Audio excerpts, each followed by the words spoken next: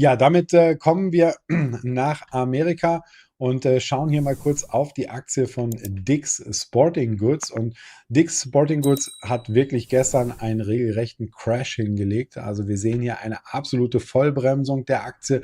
Über 30% ging es hier nach unten. Ja, und da müssen wir natürlich, wie soll es anders sein, auf die Zahlen schauen von Dick's. Die habe ich euch jetzt hier mal mitgebracht. Und ich glaube, das große Problem, was wir hier haben, das ist diese Fülle an Rot, die wir hier sehen. In den letzten 4 Quartalen sehen wir hier deutliche Gewinnrückgänge, obwohl die Umsätze kräftig angestiegen sind. Und jetzt muss man natürlich sehen, okay, was ist hier passiert? Ja, man hat ähm, äh, ja, eine große Übernahme getätigt. Und zwar hat man Foot Locker hier übernommen von Seiten Dick's Sporting Goods. Und da stellt sich mir wirklich die Frage, wie schlau war diese Entscheidung? Ja, wenn wir uns jetzt die Gewinne anschauen, wir liegen hier bei 3,53 $ Gewinn pro Aktie im abgeschlossenen Quartal. Da hatte man 3,76 $ von Seiten der Analysten erwartet. Das heißt, hier sind 23 Cent Verfehlung im Gewinn pro Aktie drin. Nicht viel besser sieht es auf der Umsatzseite aus. 5,59 Milliarden auf der Umsatzseite.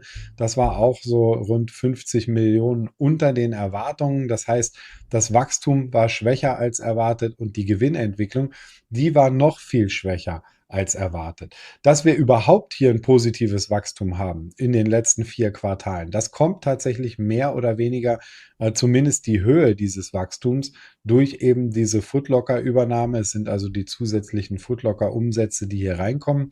Die vergleichbaren Umsätze bei Dix, die waren allerdings gar nicht so schlecht. Die lagen immerhin bei 4,9% und waren wohl relativ breit verteilt auf die einzelnen Segmente von Dick's Sporting Goods. Problem ist nach wie vor Foot Locker. Hier geht man davon aus, dass die vergleichbaren Verkäufe jetzt so um die 3,6% rückläufig sein werden. Schwache Nachfrage nach Sportschuhen, das ist etwas, was sehr, sehr, sehr schwierig auch fürs Management irgendwo zu betreuen ist. Man hat den Ausblick gesenkt für Foot Locker. Dementsprechend hat man auch aufgrund dieser schwachen Profitabilität, denn wir sehen ja, dass am Ende die Profitabilität hier sogar rückläufig ist, trotz steigender Umsätze. Das hat dann auch dazu geführt, dass man hier von Seiten des Gewinns pro Aktie fürs Gesamtjahr deutlich, deutlich, deutlich verfehlt hat. Die Analysten, die hatten hier mit ungefähr 14,30 $ pro Aktie gerechnet. Man stellt jetzt 11 bis 12 $ in Aussicht. Ja, das ist am Ende nichts anderes als eine ganz fiese Gewinnwarnung, die wir hier gesehen haben. Ja, und dementsprechend ist es natürlich nachvollziehbar, dass die Anleger erstmal aus der Aktie fliehen. Das ist ja auch etwas, wo ich immer ganz gerne drauf schaue, wie sich die großen Investoren hier verhalten. Da sehen wir auch schon seit 3 Quartalen, dass die Zahl der Fonds, die hier bei Dick's Sporting Goods investiert sind, langsam zurückgeht. Also das sind alles keine besonders guten Zeichen, die hier von der fundamentalen Seite kommen. Naja, und von der Chartseite ist es jetzt natürlich auch mehr oder weniger eine mittelschwere Katastrophe, die wir hier sehen. Ja, da müssen wir schon wirklich weit zurückgehen. Wir sind jetzt hier auf dem tiefsten Niveau seit Ende 2023 angelangt. Die Aktie hat also wirklich eine lange, lange Seitwärtsbewegung hinter sich. Und ich glaube, das Hauptproblem ist jetzt tatsächlich, dass wir nach unten aus dieser Range ausgebrochen sind. Und zwar mit sehr viel Dynamik. Der einzige Lichtblick, den ich jetzt hier sehen würde, ist, dass wir schon fast die Höhe dieser Range hier draufgelegt haben. Aber möglicherweise haben wir jetzt noch hier Downside-Potenzial wirklich runter bis in diesen 100-Dollar-Bereich. Dann haben wir nämlich ziemlich genau die Range einmal nach unten dran gelegt. Jetzt ist es natürlich so, wenn man sieht, dass eine Aktie hier um über 30% an einem Tag zurückkommt, dann schaut man natürlich auch ganz gerne mal auf die Bewertung. Und die steht jetzt inzwischen hier beim 9er Kurs-Gewinn-Verhältnis. Und wenn wir uns das mal anschauen, dieses 9er Kurs-Gewinn-Verhältnis, wann wir hier das letzte Mal waren, dann sind wir eben auch wieder angekommen an diesen Werten hier zum Ende 2023. Und da können wir uns dann hier auch nochmal diese niedrigen Niveaus anschauen. Die liegen dann hier knapp unter 100 $.